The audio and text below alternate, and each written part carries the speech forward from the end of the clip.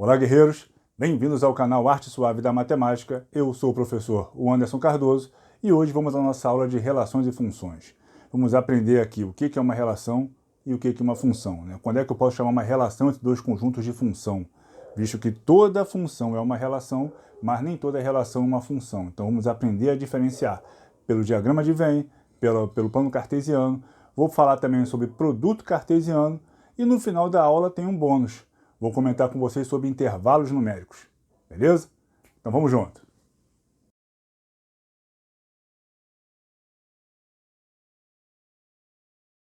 Guerreiros, vamos lá. Relação. Tenho dois conjuntos, A e B. Quando é que eu posso fazer uma associação entre A e B e chamar essa associação de A e B de relação de A e B? A gente simboliza assim, ó, R, dois pontinhos, A, uma setinha apontando para B. Quer dizer que a setinha vai partir de A e vai em direção a B. Então, uma relação de A e B. Quando? Quando eu tiver qualquer subconjunto do produto cartesiano entre A e B. Assim, ó, A, X, B, quando se tratam de conjuntos, você lê A cartesiano B. E o que é isso? É como se você fizesse uma distributiva lá na álgebra de multiplicação, aquela propriedade distributiva que você multiplica, que alguns chamam de chuveirinho. Então, aqui eu tenho dois conjuntos, ó, A e B. Eu quero fazer A cartesiano B. Então quer dizer que eu vou formar pares ordenados com os elementos de A e B. Em que ordem? O primeiro elemento vem de A, o segundo elemento vem de B. Se fosse aqui B cartesiano A, o primeiro seria de B, o segundo de A. Sempre o primeiro conjunto do cartesiano é que vai me dar o primeiro elemento do par ordenado. Então aqui, ó, meus elementos de A, 1, 2, 3, 4. Meus elementos de B, 2, 4, 6, 7. Vou fazer então A cartesiano B. Vou fazer aqui, ó, 1 com 2, 1 com 4, 1 com 6, 1 com 7. Olha lá. Formei 4 pares ordenados, começando com 1. Zerei 1, vou passar para o 2. De novo. 2 com 2, 2 com 4, 2 com 6, 2 com 7. 2 com 2, com 4, com 6 e com 7. Depois, 3 com 2, 3 com 4, 3 com 6, 3 com 7. 3 com 2, com 4, com 6 e com 7. Finalizando, 4, 2, 4, 4, 4, 6, 4, 7. 4, 2, 4, 4, 4, 6 e 4, 7. Cada par ordenado desse aqui é um subconjunto do conjunto A cartesiano B. Cada par ordenado desse é uma relação de A e B. É assim que funciona a relação. Show? Bom, vou gerar então uma lei de formação. É como se fosse uma diretriz para eu montar uma relação entre A e B. Então lá, outro exemplo. A relação de A e B, em que essa relação vai ser formada pelo par ordenado XY, não esquecendo que o primeiro vem de A e o segundo vem de B, ó, pertencente a A cartesiano B. De que maneira? Em que o y seja igual a 2x. Ou seja, y ó, é o segundo elemento. Então, que o segundo elemento do par ordenado seja o dobro do primeiro elemento. Então, aqui eu tenho ó, 1 com 2, 2 com 4, 3 com 6. 1 com 2, ó, o segundo é o dobro do primeiro. Meu segundo é 2 com 4. O segundo é o dobro do primeiro. E o outro? 3 e 6. O segundo é o dobro do primeiro também. Pelo diagrama de Euler-Venn, pelo diagrama de Venn, como é que ficaria? Ó, primeiro par ordenado, 1 com 2. Olha lá, ó, a setinha parte de A vai em direção a B. A setinha parte do conjunto A vai em direção ao conjunto B. Depois, 2 com 4. 2 com 4. Partindo de A indo em direção a B. Depois, 3 e 6. Tá lá. Fiz a relação de A em B, segundo a lei de formação y igual a 2x, setinha partindo de A indo em direção a B no diagrama de Euler-Venn, ou diagrama de Venn. E no plano cartesiano? No plano cartesiano eu vou gerar pontos. Primeiro ponto, 1 e 2. 1 para x, 2 para y. Tá lá o primeiro ponto. Depois, 2 e 4. 2 para x, 4 para y. Tá lá. Depois 3 e 6. 3 para x, 6 para y. Está lá a representação no plano cartesiano dos pares ordenados da relação y igual a 2x. Beleza? Bom, domínio. O domínio de uma relação é formado pelos primeiros elementos de cada par ordenado. Então, meu domínio é o que eu usei do primeiro conjunto. 1, 2, 3. 1, 2, 3. E a imagem? A imagem é o que eu uso do segundo conjunto. Então, eu estou usando de imagem aqui, ó, 2, 4, 6. É o segundo elemento de cada par ordenado. Então, minha imagem vai ser 2, 4, 6. De relação, de um modo em geral, é isso aqui. Vamos agora saber o que é uma função. Qual é a propriedade de uma relação que a torna uma função? Vamos lá agora. Guerreiros, funções. Quando é que eu olho para uma relação entre dois conjuntos e afirmo, isso aqui é uma função, não é uma relação simples? Quando? E que eu tenho que perceber para saber se a minha relação é uma função? Primeiro, para ser função, todos os elementos do primeiro conjunto têm que estar relacionados. Todos eles. Então, olha lá, dados dois conjuntos A e B, chamamos de função de A e B, e a minha representação é f dois pontinhos A, setinha B, então a função em que as flechas partem de A e vão em direção a B, é toda a relação de A em B, em que todos os elementos de A se associam a um único elemento de B.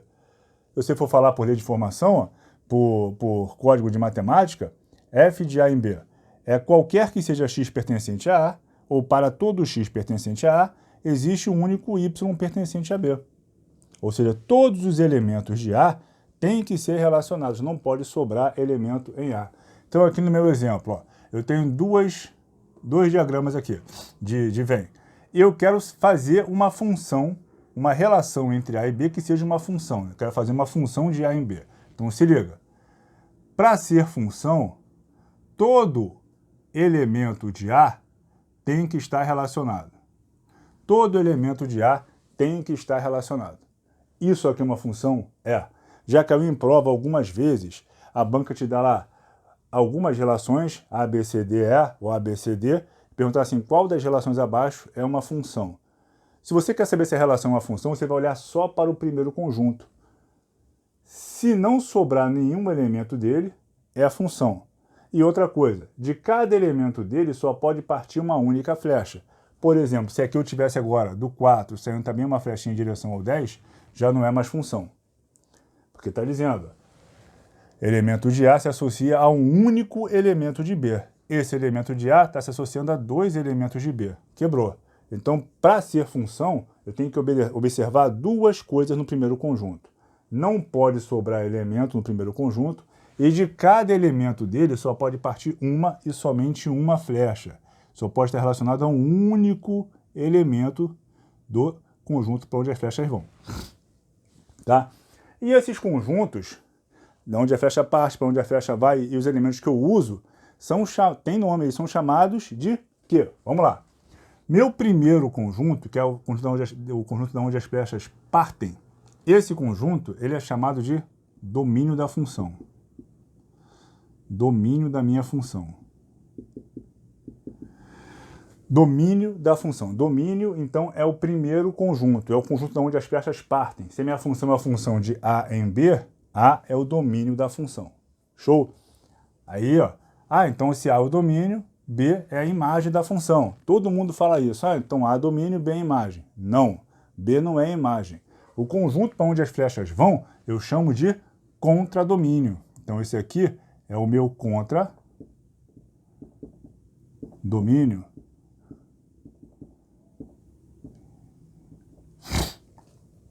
Já no meu contradomínio, os elementos que eu uso do contradomínio, esses sim são a imagem. Então aqui eu estou usando o 2, estou usando o 6 e o 8. Então 2, 6 e 8 são a imagem dessa minha função. Então aqui, vou botar para cá.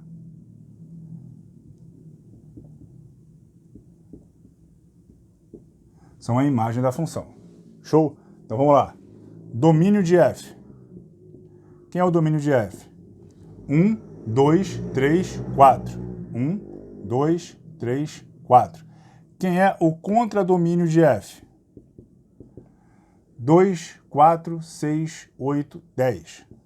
2, 4, 6, 8, 10. Quem é a imagem de f?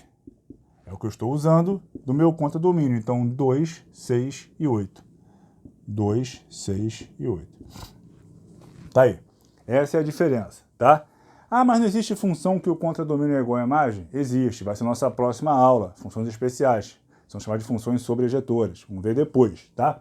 Bom, se ao invés da banca, botar lá os 5 diagramas, né, o diagrama de Venn, para você dizer qual das relações ali é a função, se ela te der 5 gráficos, falar assim, qual dos gráficos abaixo é o gráfico de uma função? Como é que você vai saber diferenciar pelo plano cartesiano qual é o gráfico de uma função e qual é o gráfico de uma relação simples? Muito fácil também. Basta você traçar retas paralelas ao eixo y. Traça retas paralelas ao eixo y.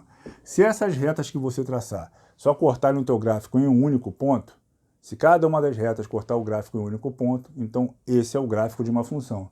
Então, ó, essa reta aqui cortou só nesse ponto, essa aqui só nesse ponto, essa aqui só nesse ponto. O próprio eixo y, só naquele ponto ali. Aqui. Cada retinha que eu traçar aqui vai cortar esse gráfico em um único ponto. Então, aquele ali sim é o gráfico de uma função. E no de baixo? Ó, aqui, ó, cortou em um ponto, beleza. Aqui, cortou em um ponto, beleza. Aqui, pô, cortou em 3 pontos. Ó. Já não é mais. Está dizendo para mim o seguinte, ó, que esse elemento de domínio de x, ele vai se ligar a esse elemento de imagem, a esse elemento de imagem e a esse elemento de imagem. Então é como se desse elemento aqui de x partissem 3 flechas. Quebrou, não pode, só pode partir uma. Se partir mais de uma não é mais função, é uma relação simples. Então esse gráfico aqui não é o gráfico de uma função, só esse. Viu como é que é fácil? Pelo diagrama, tenho que usar todo o primeiro conjunto e de cada um deles só pode partir uma única flecha. Pelo gráfico, traçando retas paralelas a y, cada reta só pode cortar o gráfico em um único ponto. Se isso acontecer, é uma função. Show? Nossa próxima aula vai continuar sendo de funções. Vou falar das funções especiais. Vou falar lá da função injetora, sobrejetora, bijetora, função composta, função inversa, função ímpar e função par. Paridade das funções, tá bom? Agora, nossa aula de funções acabou. Vou falar do meu bônus que eu prometi para vocês, intervalos numéricos. Vamos ver o que é um intervalo aberto, um intervalo fechado. Show? Então vamos lá. Vamos lá, guerreiros. Intervalos numéricos. Eixo real. Tenho aqui um eixo formado por todos os números reais. Então aqui entre o 0 e o 1 tem infinitos números, né? 0,01, 0,001, 0,00001. Entre o 1 e o 2 tem infinitos números reais. Entre o 2 e o 3, infinitos números reais. Então aqui, nesse intervalo aqui, nesse eixo, tem todos os números reais de menos infinito a mais infinito. Digamos que eu quero assim, ó. Meus amigos, marquem para mim aí no eixo real todos os números reais compreendidos entre menos 2 e 3, por exemplo. Então você vai lá, do menos 2 até o 3, você vai marcar todos os números compreendidos entre menos 2 e 3. Tá? Tem aqui todos os infinitos números compreendidos entre menos 2 e 3. Aí tu me pergunta assim, pô professor, mas o menos 2 e o 3 vão fazer parte? Você quer que eles façam parte desse intervalo? Aí eu falo assim, ó, sim. Eu quero que eles façam parte do intervalo. Como é que você vai mostrar para mim, aqui na figura do eixo real, que o menos 2 e o 3 fazem parte do intervalo? Você vai botar uma bolinha cheia na posição deles. Ó. Vai marcar a posição deles lá com uma bolinha fechada, cheia. Aí eu vou olhar para cá, eu vou entender o seguinte, isso aqui é um intervalo fechado entre menos 2 e 3. E o menos 2 e o 3 vão fazer parte disso. Agora, como é que você escreve isso? Você pode escrever isso assim, ó. Isso aqui é todo x pertencente aos reais, tal que esse x ele é maior ou igual a menos 2 e menor ou igual a 3. Ou simplesmente você pode botar só a parte que interessa. De menos 2 a 3, maior ou igual, menor ou igual. Então aqui, ó, o menos 2 está com igual, o 3 está com igual, quer dizer que, então, que eles fazem parte desse intervalo. E também posso escrever de maneira geométrica por intervalo, intervalo fechado de menos 2 até 3 fechado. O colchete virado para o lado certo dele está dizendo para mim que as bolinhas são fechadas, que o menos 2 e o 3 estão com maior ou igual, menor ou igual. Tá? Que a desigualdade tem igual embaixo. Beleza? Agora vamos lá. Mesmo intervalo numérico, mesmo intervalo. 0, 1, 2, 3, 4, 1, 2, 3, 4, menos 1, menos 2, menos 3. A mesma coisa. Guerreiros, marquem para mim aí no eixo real todos os números reais compreendidos entre menos 2 e 3. Aí você vai lá e marca entre menos 2 e 3 todos os infinitos números reais. Só que dessa vez eu não quero que eles façam parte. Eu não quero que eles façam parte desse intervalo. Então, ó, antes estava assim, com bolinha cheia. Antes eles faziam parte do intervalo. Agora, eu não quero mais que eles façam parte do intervalo. Você vai fazer o quê? Você, futuro membro das Forças Armadas do Brasil, está de serviço na sala de estado aí do teu quartel, vai pegar a tua pistola 9mm, vai mirar lá no 3, ó, e vai largar o prego no 3. O projétil vai chegar aqui e vai furar o 3, ó. Vai abrir um buraco no 3. O 3 não faz mais parte do teu intervalo. Vai olhar aqui para o -2, vai largar o prego no -2 também, vai dar um tiro nele. Abriu aqui um buraco no 2, ó. Ele não faz mais parte ali, o -2 saiu. Então aqui, o 2,999999999 está aqui. O 3 não. O -1,999999999 está aqui. O -2 não. Eles não fazem mais parte do intervalo. Então bolinha cheia faz parte, bolinha aberta não faz parte. Como é que eu escrevo isso? Posso escrever lá que é todo x pertencente aos reais, tal que esse x ele só é maior que 2 e só é menor que 3. Tá vendo? Não tem mais o igual embaixo, porque os limites não fazem mais parte do intervalo.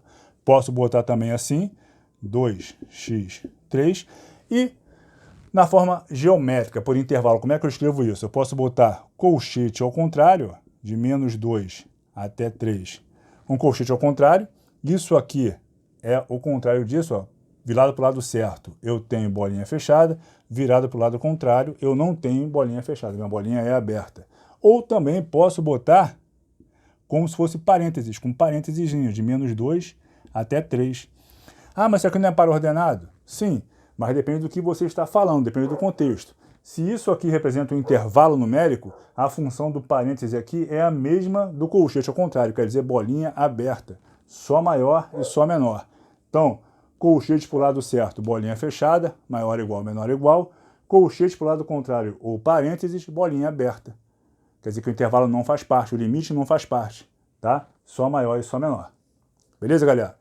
Show! Por hoje chega. Então façam a lista de exercícios que está com o link disponibilizado aí na descrição do vídeo. Façam essa folha, pelo amor de Deus, não deixem de fazer, tá? Se estiver gostando do canal, se inscreva, compartilhem, acione o sininho para vocês saberem quando é que vai subir a próxima aula. Forem notificados quando for subir com a próxima aula, que vai ser de funções especiais, como já falei. Função injetora, sobrejetora, bijetora, composta, inversa, ímpar e par. Nossa próxima aula. Tá bom, galera? Então se inscrevam no canal, compartilhem, comentem, me deem um feedback aí sempre, tá? E não deixem de fazer a lista de exercícios. Um beijo no coração de todos. Os